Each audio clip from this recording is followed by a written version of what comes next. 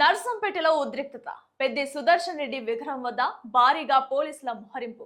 నర్సంపేటలో దివంగత నేత పెద్ది సుదర్శన్ రెడ్డి విగ్రహ ప్రతిష్ఠ సందర్భంగా ఉద్రిక్త పరిస్థితులు నెలకొన్నాయి. బీఆర్ఎస్ నాయకులు విగ్రహాన్ని ఏర్పాటు చేస్తుండగా డీసీపీతో పాటు పోలీసులు అక్కడికి చేరుకున్నారు. విగ్రహ ప్రతిష్టను అడ్డుకునేందుకు పోలీసులు ప్రయత్నించడంతో ఇరు వర్గాల మధ్య వాగ్వాదం చోటు చేసుకుంది. ప్రైవేటు భూమిలో విగ్రహాన్ని ఏర్పాటు చేసుకుంటే పోలీసులకు అభ్యంతరం ఏమిటని బీఆర్ఎస్ నాయకులు ప్రశ్నించారు. అవసరమైతేనే న్యాయపరంగా ముందుకు వెళ్తామని పోలీసులకు స్పష్టం చేసినట్లు సమాచారం.